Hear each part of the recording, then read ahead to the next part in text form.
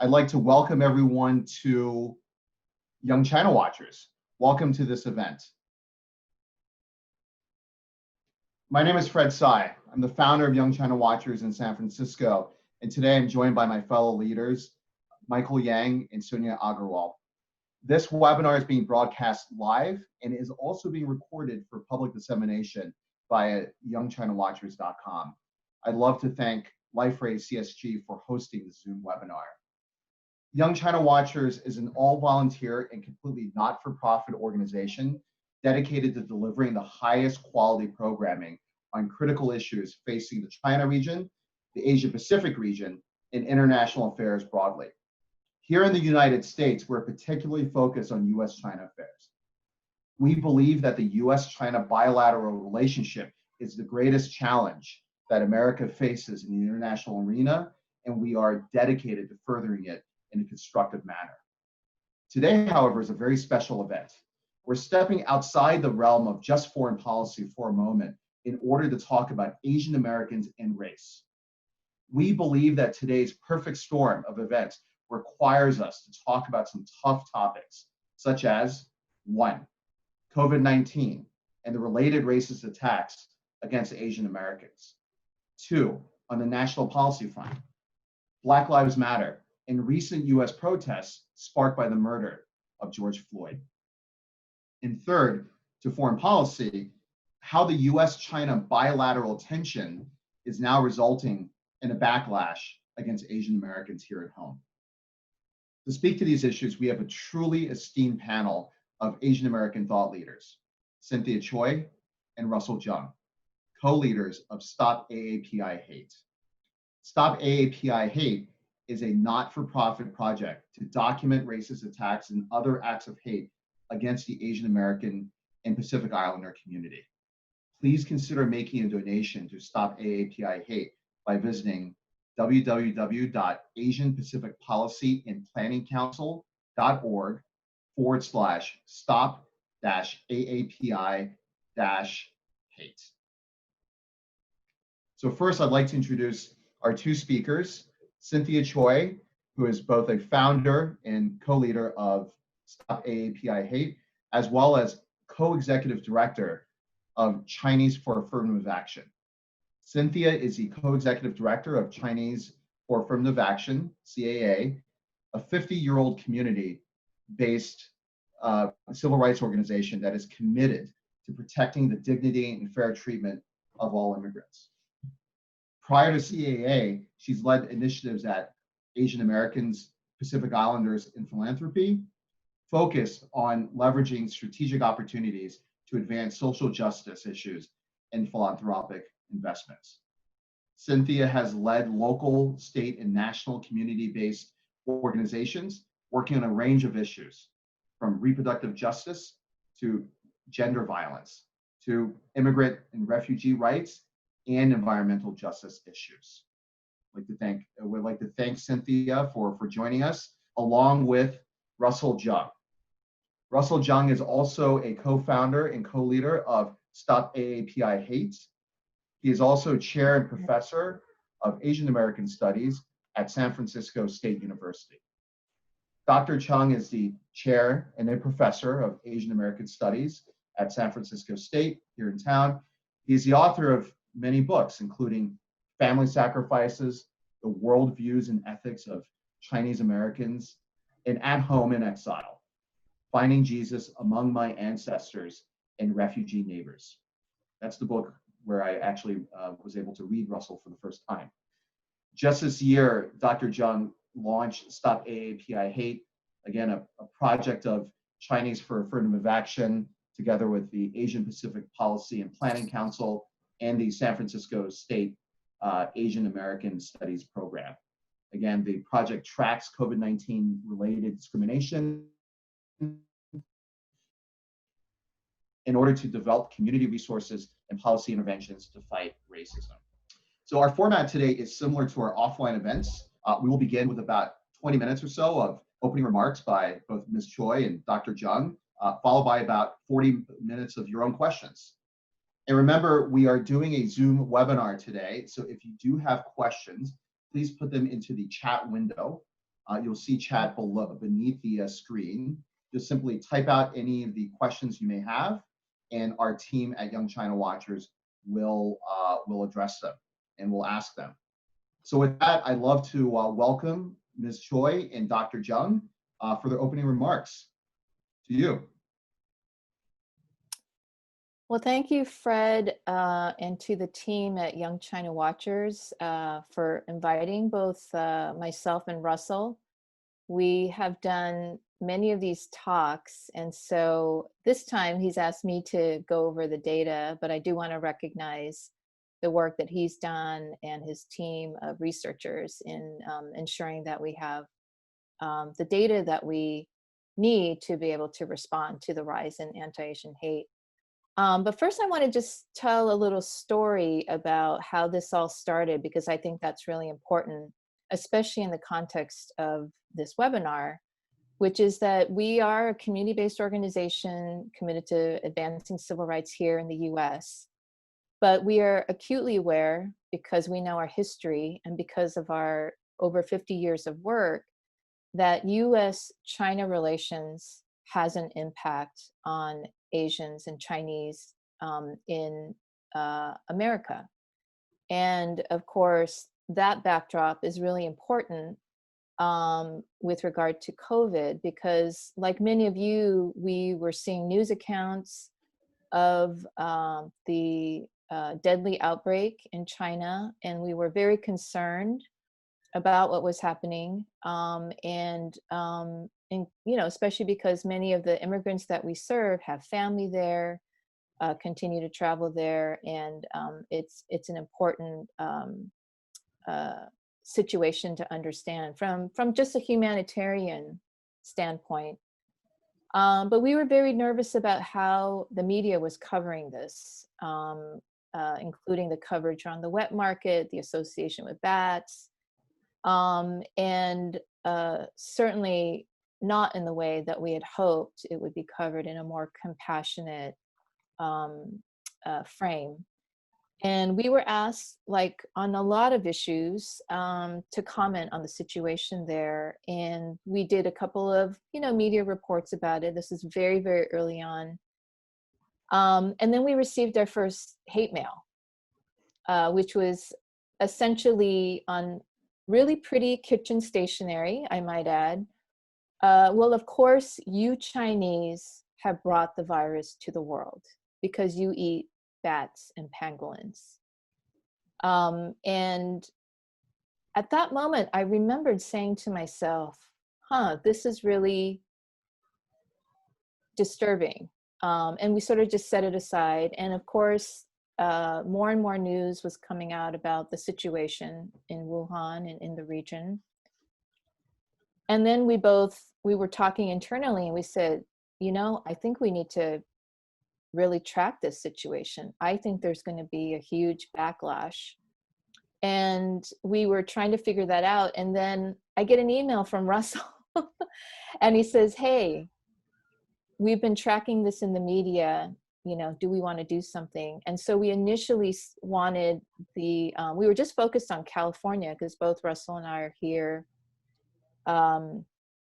And initially reached out to the California AG's office, and they say, no, we don't do that. And so then we took it upon ourselves. And here we are, 5 months into the pandemic. And I was talking to Russ, I said, we actually built this thing not knowing that people were going to come to our site and report it. So that's what I wanted to start off with. And if I may, I'd love to just share our data.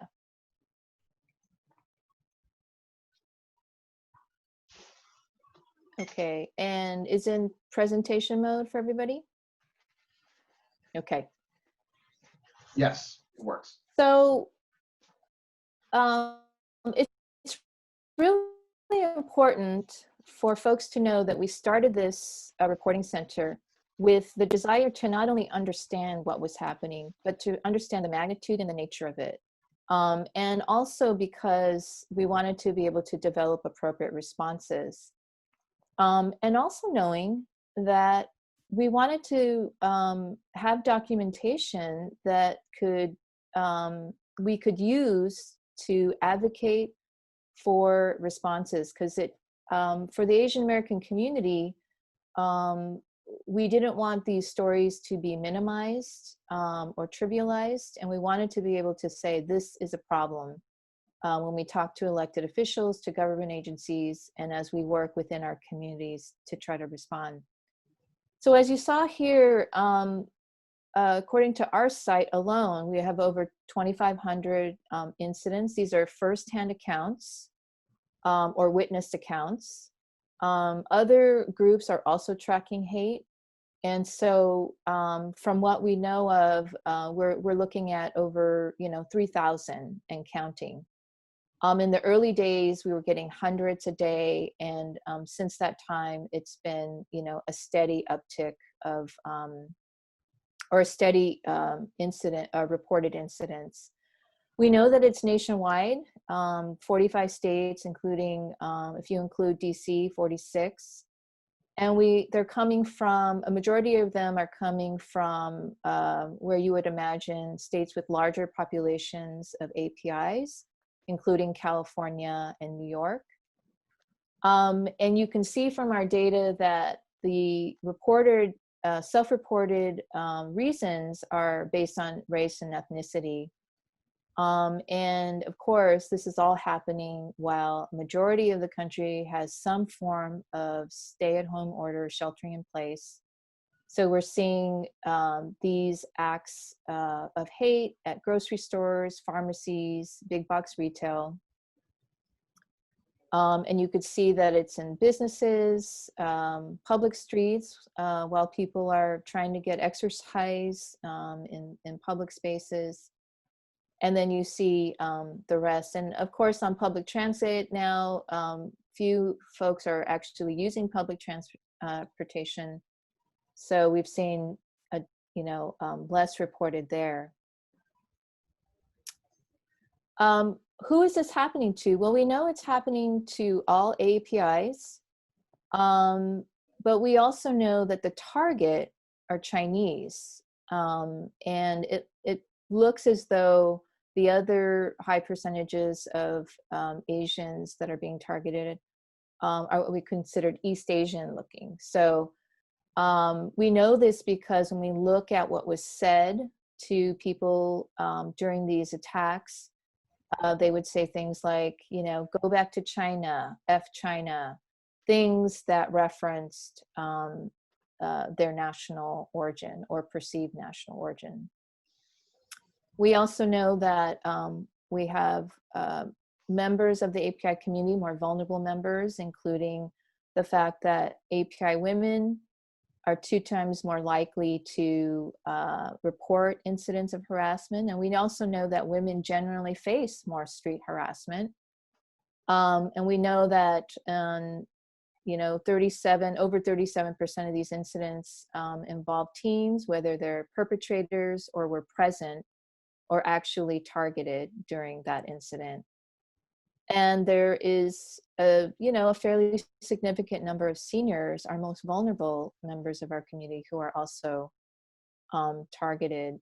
We are looking at other data points, including the types of discrimination that's happening in private businesses. We're also doing special reports on, what is it that's happening with young people, so that we can, again, develop the most appropriate responses. And I can hand it over to Russell to talk about how we're responding.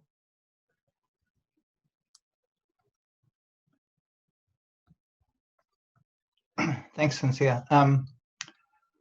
So actually, before I talk about how we're responding, I'd like to give some historic context, if I may, Fred. Is that appropriate?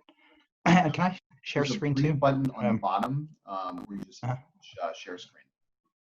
So what's happening is, as Cynthia said, we knew from Asian American history that Asian Americans would be scapegoated and attacked when an epidemic arrived from China, because that's been our history in the past.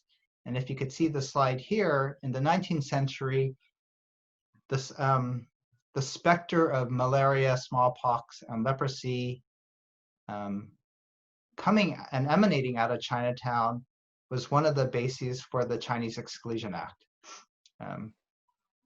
Again, that was the yellow peril stereotype, that Asians would threaten the West and dominate the West with their diseases, with their hordes of people. And that yellow peril continued when the bubonic plague came from China in 1900. Here you have a picture of Chinatown, San Francisco being cordoned off. And they even put up barbed wire where they allowed whites to leave, but they kept Chinese segregated. In Honolulu and Santa Ana, Chinatowns were actually burned down, leaving thousands homeless. So the San Francisco Chronicle actually put out an article recently saying that the bubonic plague has eerie parallels to today. An epidemic comes from Asia. Chinese are blamed and scapegoated for that disease. And then Asians in the US are met with interpersonal violence and racist policies. Because of the disease, we've been excluded, we've been quarantined, we've been detained on Angel Island and deported if not found healthy. So this yellow peril stereotype gets resurrected in particular periods of time. And you see surges of racism against Asian Americans in times of epidemic, times of war, such as during World War II, Japanese Americans were incarcerated, and in times of economic downturn. So if you remember the Vincent Chin case, when Japan was rising as an economic competitor to the US, Vincent Chin was murdered because people laid off auto workers, mistook him for being Japanese. So those three sort of social economic conditions, epidemic, war, and economic downturns, are exactly the situation we have today. We have the pandemic, we have the worst recession since the Depression, and we now have the specter of the US-China Cold War.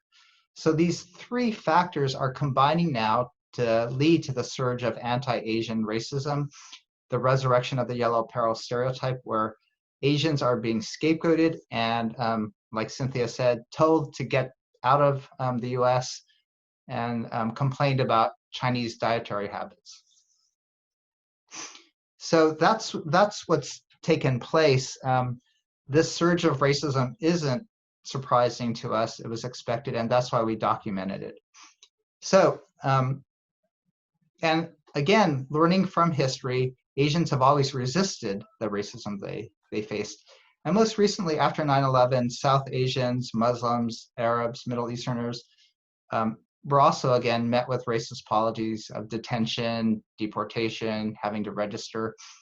And so we're on guard for that today. And some particular negative policies against us would be the racial profiling of our scientists, immigration bans, and the banning of Chinese grad students in STEM. So again, we see a lot of negative policies being promoted with the coronavirus as an excuse. And in response, we're trying to propose proactive policies to stem the hate and to guard against racism. So I could give like three quick examples. One is that we're supporting resolutions that denounce hate and call for respect and civility at this moment. Words matter. So when President Trump insists on using the term Chinese virus, that makes people associate the virus with Chinese people and Chinese people having the virus. His words normalize hate, and we've seen a clear correlation between racism and his hate speech. So we're really supporting policies that, or resolutions by local jurisdictions, by schools, by institutions that don't condone this type of racism and actually support efforts to promote civility and respect. Secondly, a lot of the harassment we're seeing doesn't provide Asian Americans with what we call public accommodations. We don't have safe access to goods and services. So we're working, at least in California, with the Department of Fair Housing,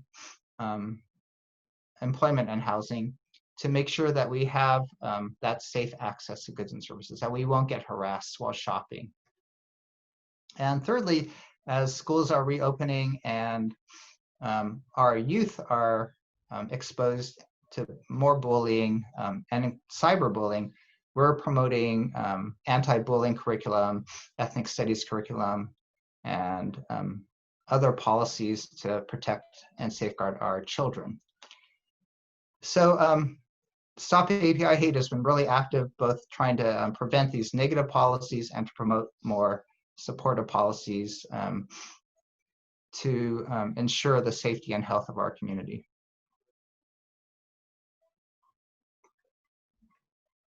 Perfect. Thank you, Russell. Thanks, Russell, and thank you, Cynthia, for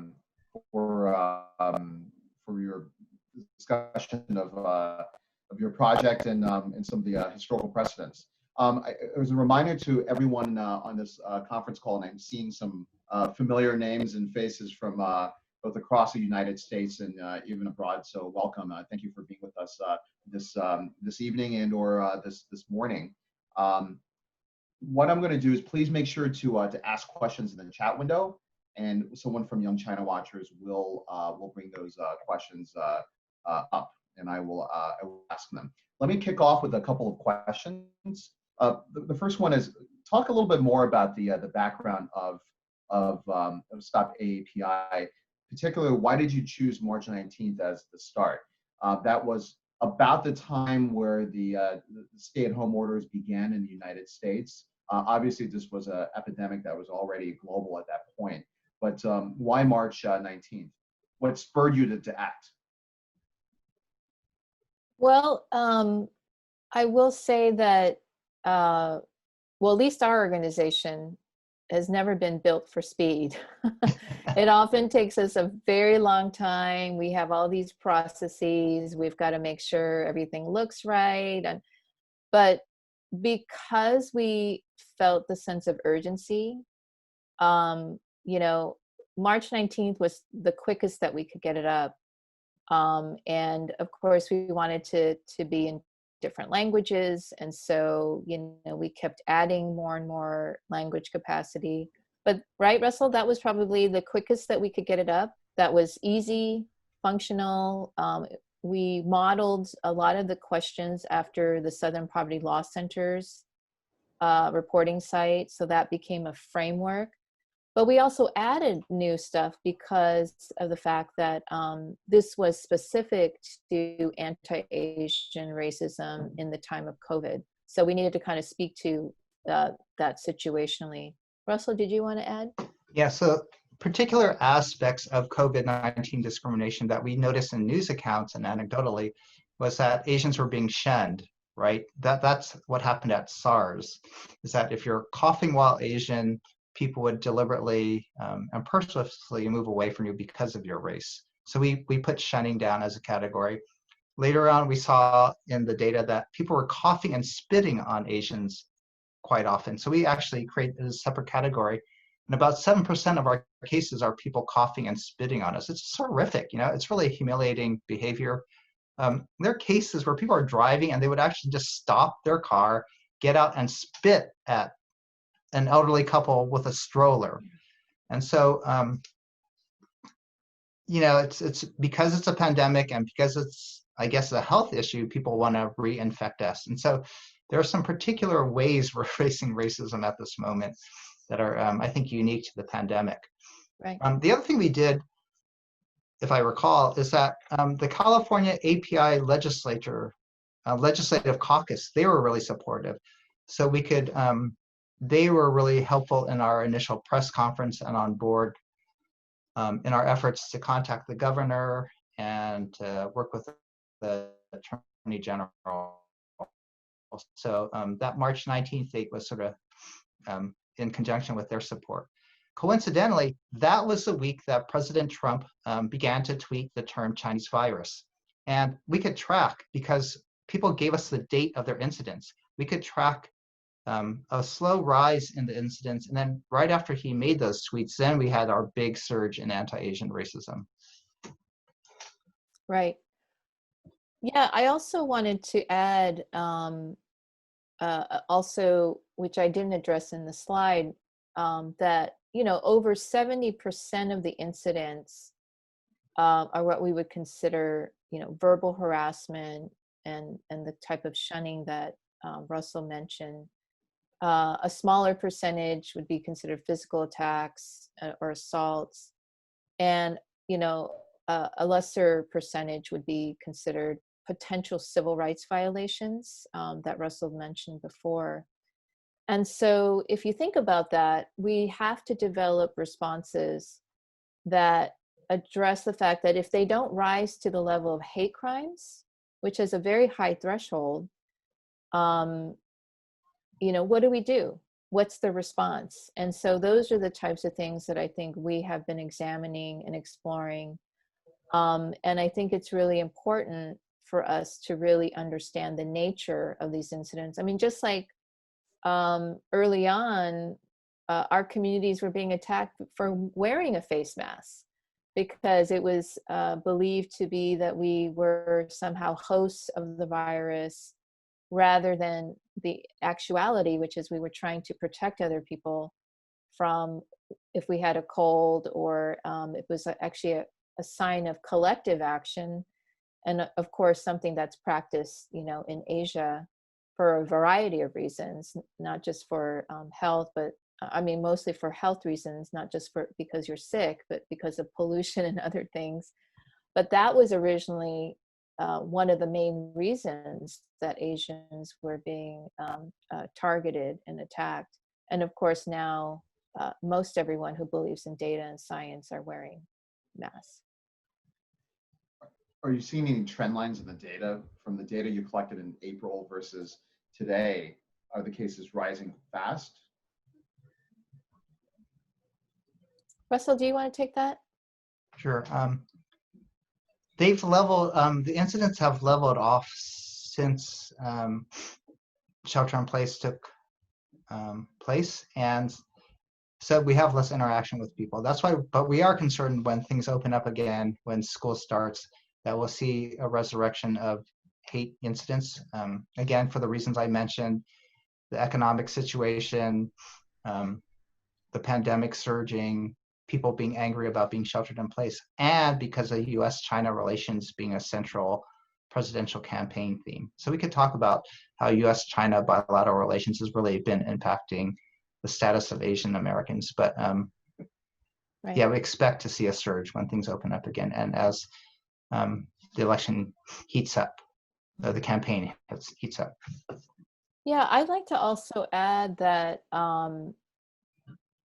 that since we started to receive these reports, there's been a fairly consistent trend, a majority being harassment, and you know the nature of these incidents. And as Russell pointed out, we've always been very concerned about the fact that when things start to open up, that we will see different forms or different types of discrimination take place, for example, on public transit or in work, and certainly when schools start.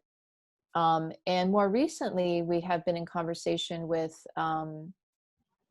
activists in other parts of the world. I know Russell was in touch with activists in Australia. I was in touch with someone who was tracking hate in Great Britain. And they are also seeing a surge in anti-Asian hate and very similar patterns in terms of the nature of it. But of course, what we've always maintained is that we believe this is an undercount. We also believe that most of the people who come onto our site are English speakers, may have a sense that there's an injustice and they want to report it.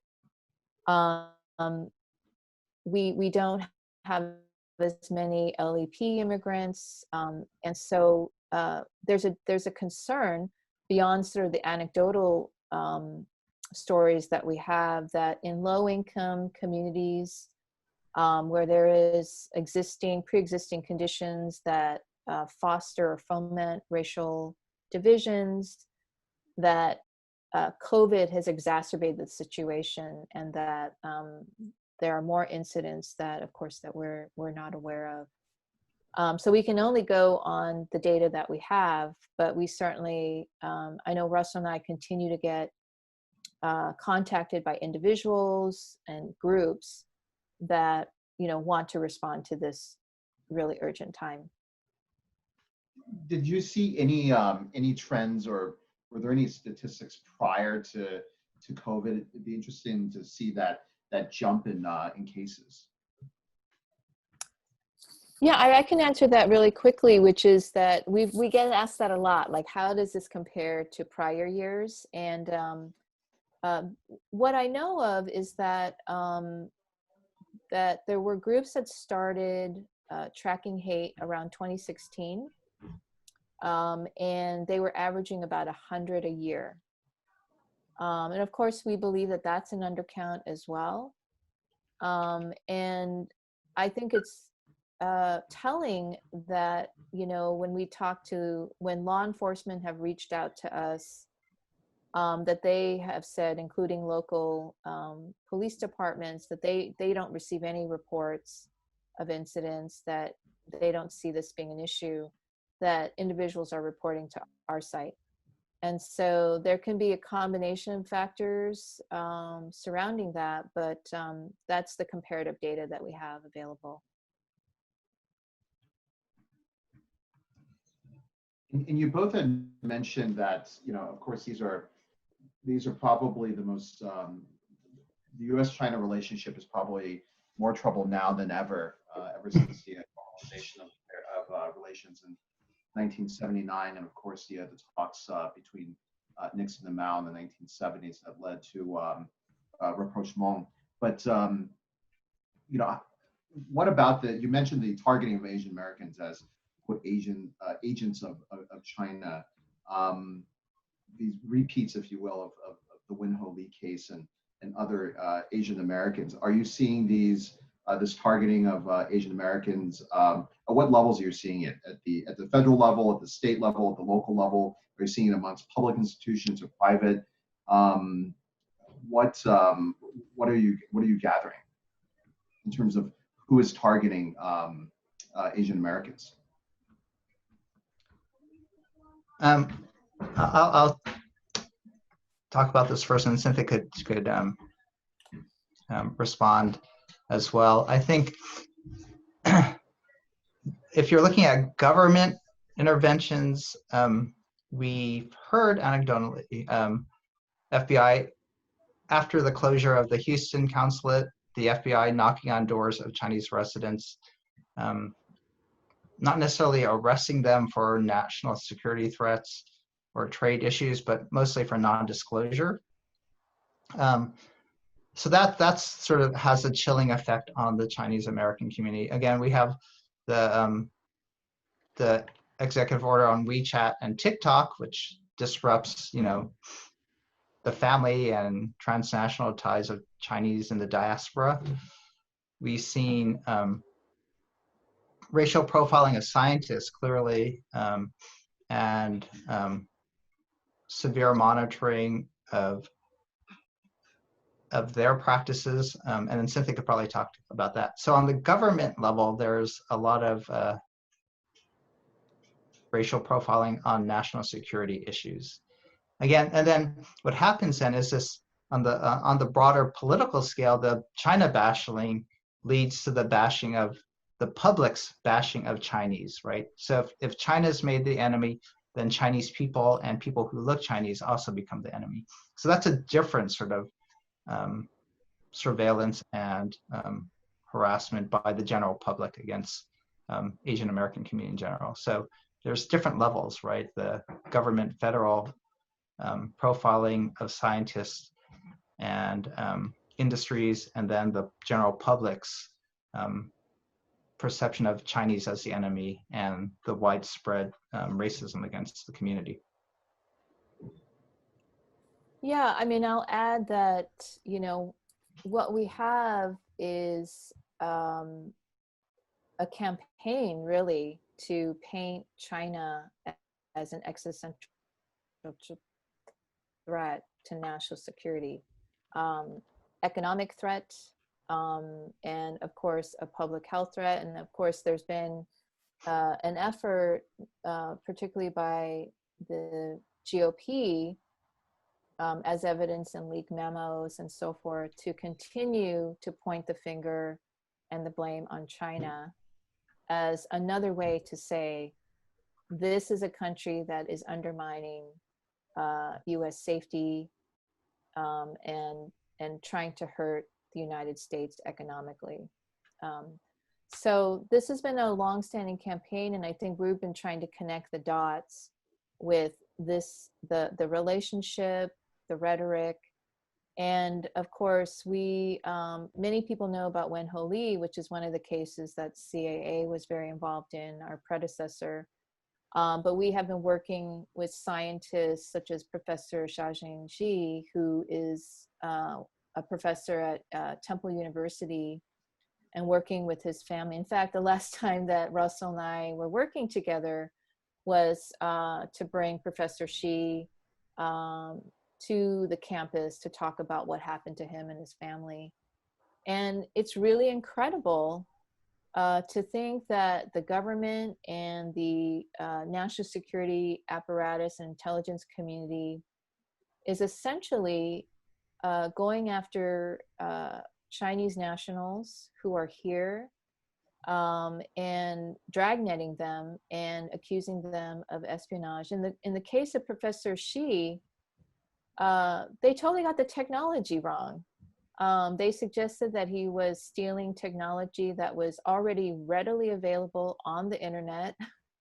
And you have this agent who basically didn't understand the technology. And so what happens is they wrongfully accuse someone, in the case of Professor Xi. And I don't know if folks know the story, but they showed up at his house with a battering ram and weapons, and basically held up his family, and essentially ruined his career.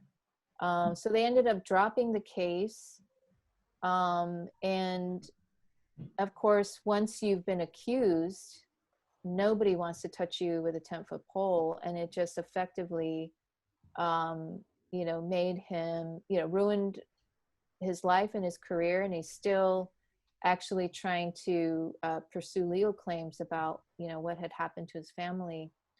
So just imagine the full weight of the government going after you, and you've done absolutely nothing wrong.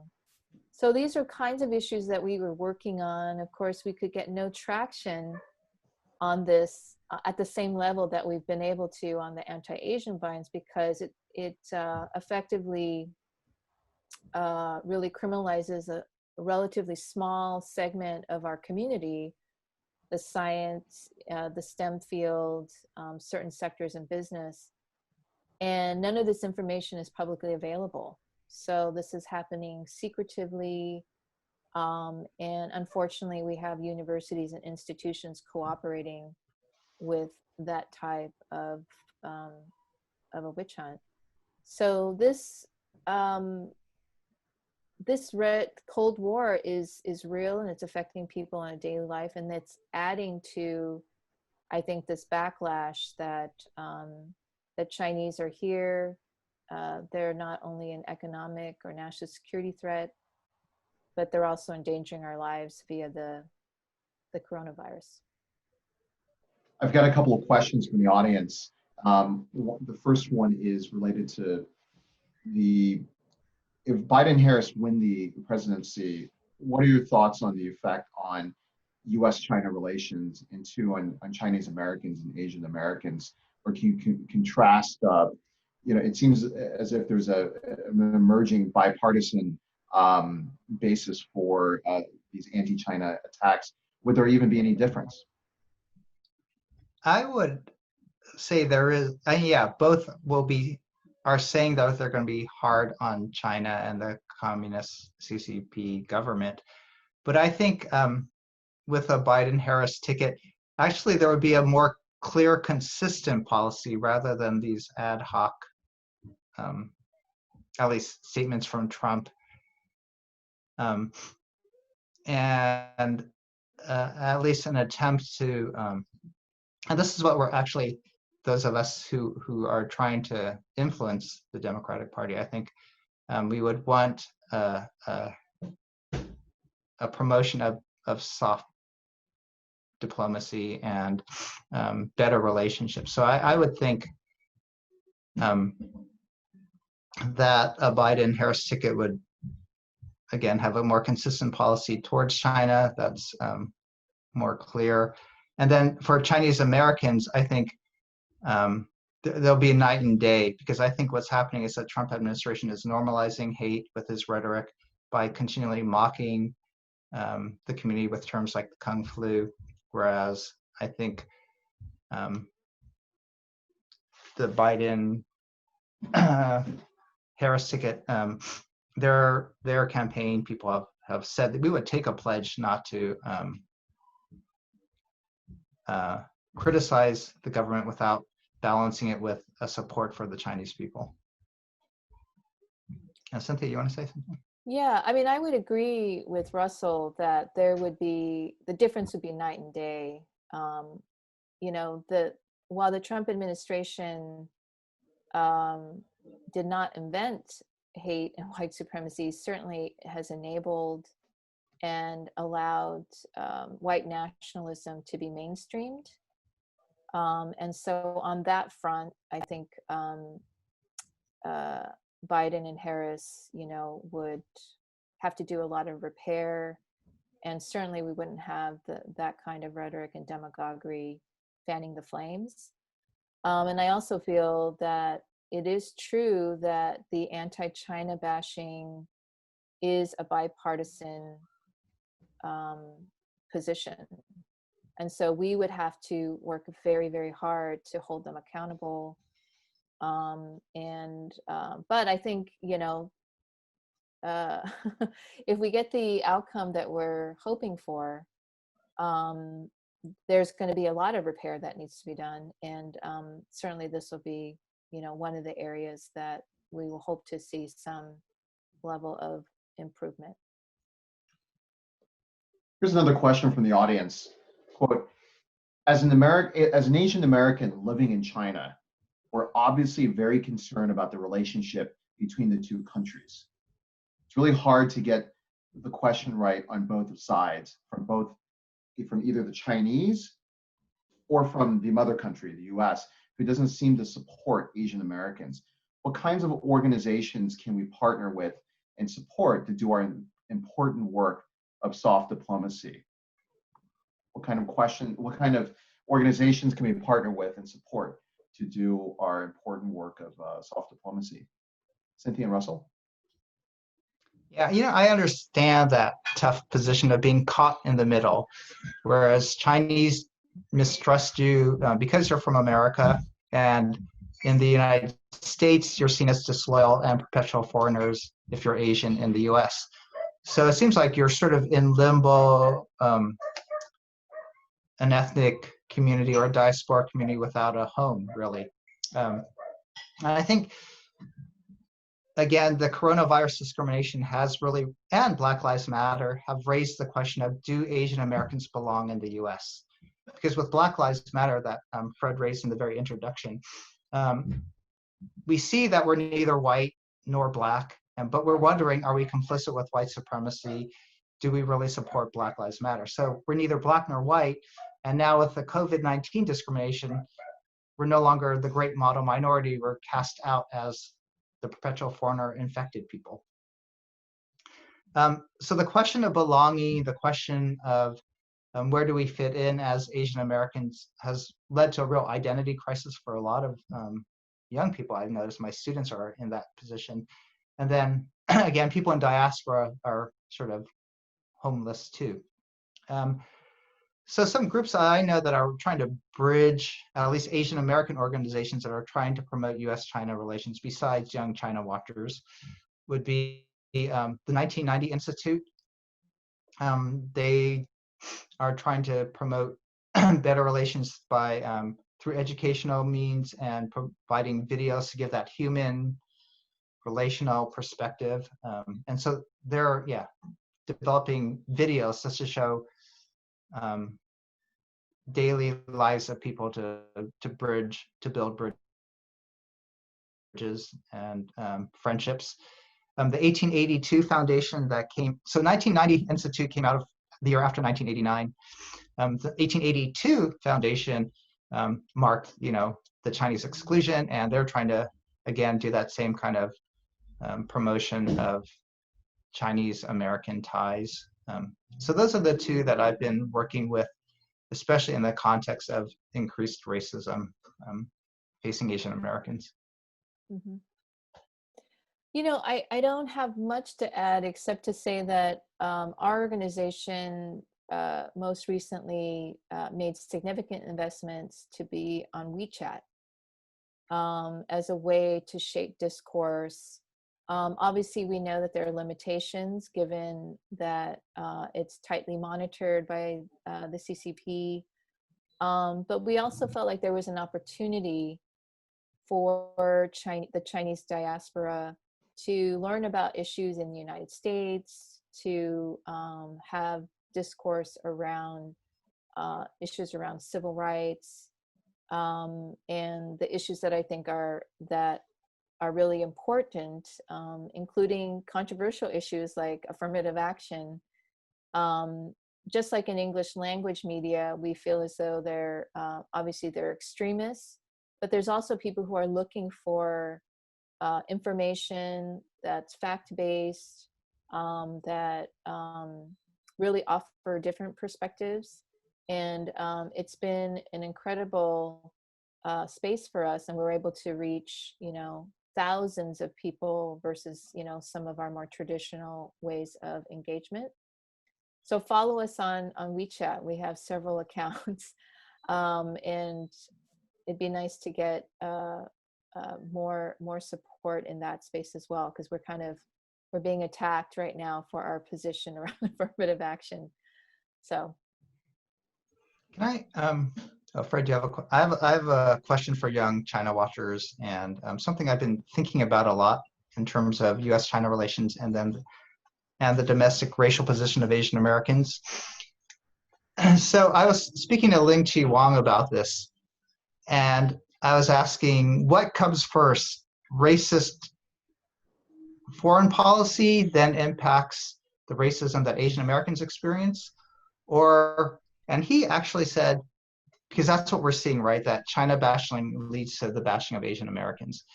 He actually argued that American foreign policy was actually first developed from white American, European Americans' encounters with Asian immigrants in the 19th century. So that first encounters in the US then shaped how US interrelated with China, which then impacted Chinese Americans. So whether it's sort of a chicken and the egg, how much of racism and Orientalism has shaped American foreign policy, and then how has American foreign policy then affected Asian Americans? It's a dialectical relationship. But I think young China watchers could actually help us tease out the relationship between, again, Orientalist foreign policy, and then that impacting race relations in the US. mm-hmm. It's a really good point, and I know it's something that young China watchers will certainly, many people will raise their hands to try to answer. I know that even in today's environment, the current administration is, of course, bashing China on one hand, however, trying to raise up as examples of, we're seeing, Mike Pompeo, Secretary of State, use the term free China again, or, sort of red China again, red versus free, the old Taiwan arguments, right, from post-World War II, and trying to hold up forces for democracy in Hong Kong, as well as the democratic and independent government of Republic of China on Taiwan, but using that as a, hey, we're not racist. Look at all of our support for Taiwan and Hong Kong. But it's always more complicated than that, given the fact that even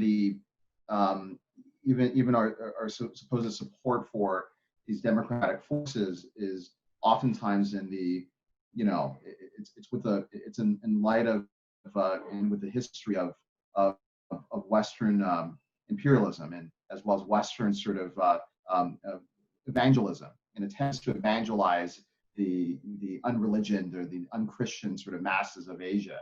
And so it's always interesting now that the instrument is, of course, democracy and the fight again between free peoples versus non-free peoples. But it's interesting to see that come about as well. Mhm. Yeah, so I'd be interested to work with anybody in Young China Watchers to, develop a white paper to look at that relationship between U.S.-China relations, or even U.S.-Asian relations, and then race relations in the U.S. The disciplines of East Asian studies and Asian American studies are really divided, but the intersection of the two, I think, is really significant. Yeah. We've got a question from the audience. Someone recently, I think this is from someone based in the Washington, D.C. area. I recently went to the Eden Center, a Vietnamese shopping center in Northern Virginia. I was quite surprised to see a Vietnamese stand set up as a rally table for the Trump campaign. So the question is solidarity amongst the various Asian communities as strong as it could be? Cynthia, Solidarity within the Asian community? Within the Asian American community, yes. Okay. Yeah, I mean, I can take that on, and Russell can chime in as well.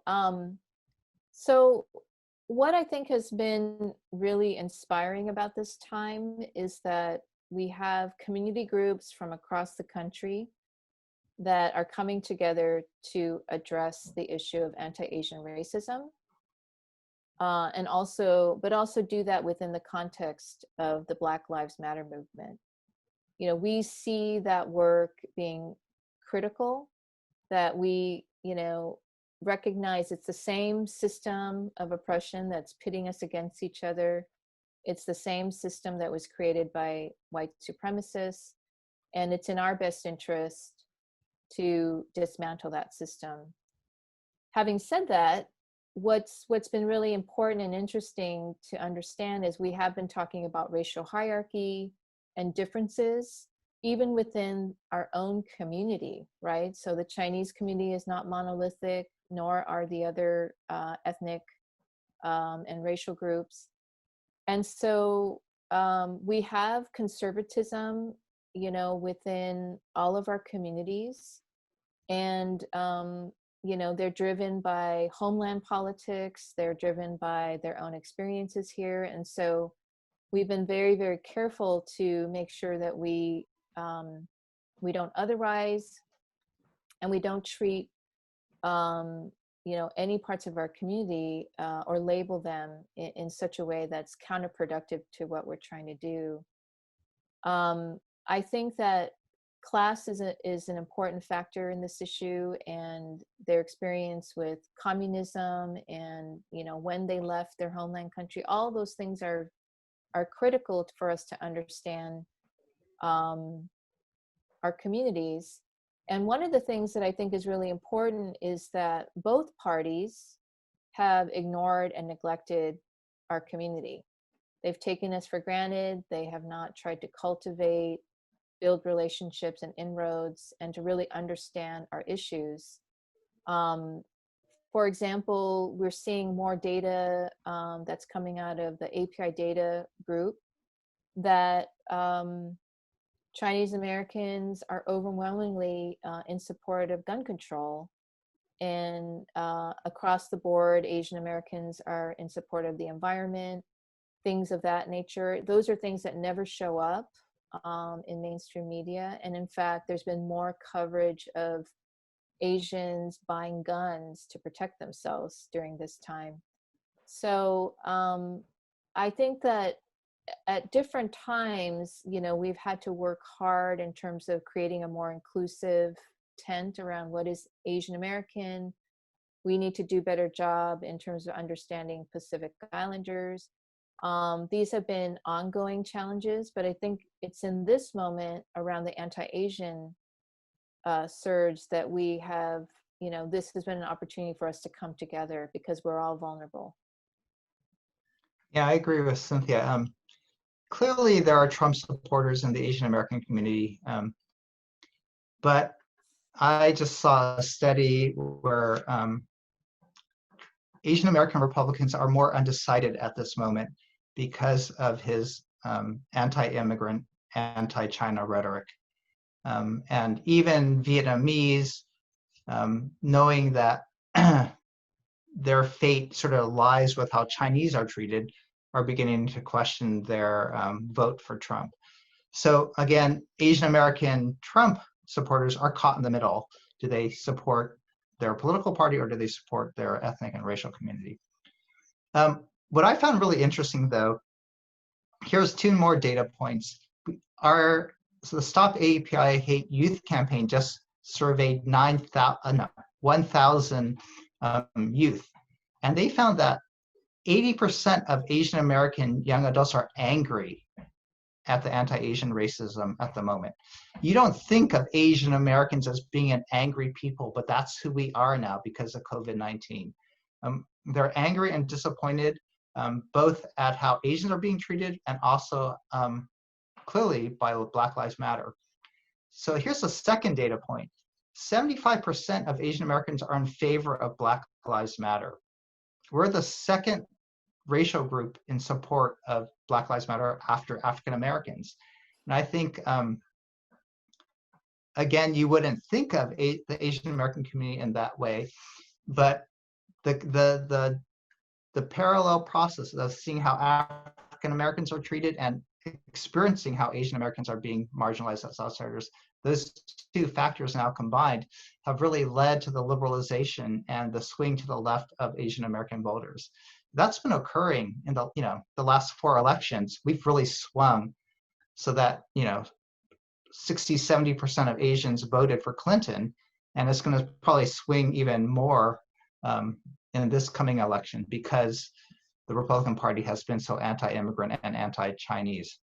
So it's sort of clear we have pockets who are Republican conservatives, but because of the anti-immigrant rhetoric, I think that's really pushed out Asians from the Republican Party and towards Democratic support.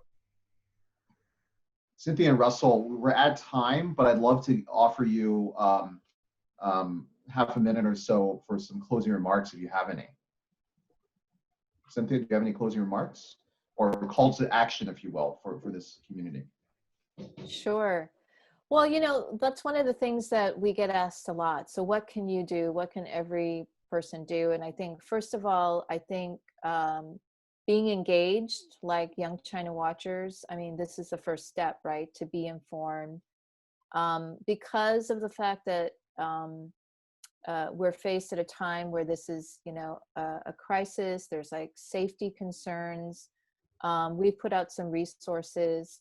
You can go to our site about what to do if you encounter racism and what to do if you witness it. So this is something that we've been promoting, that we can drown out this type of hate when it constitutes verbal harassment and discriminatory treatment that doesn't rise to the level of hate crimes. And we're at a moment in our country where we are questioning the role of law enforcement.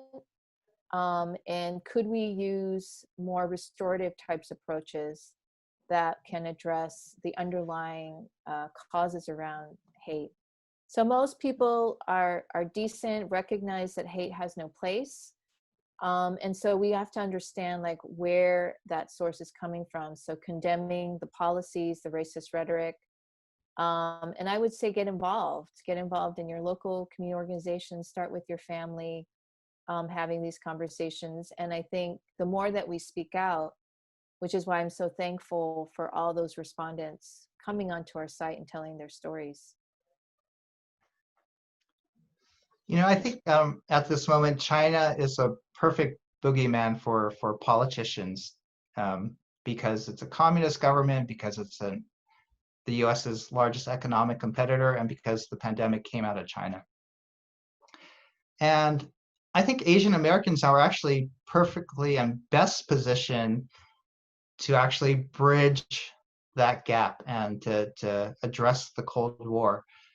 Just as Asian Americans now are poised to be leaders in the US, I think we should become leaders in foreign policy and leaders in diplomacy, leaders in trade. And so it's our moment actually now, as we hit this crisis, like Cynthia said, that it's actually our opportunity to rise up, to address both the racism that we're facing in the US and to build better relations with both China, other countries in Asia, and globally.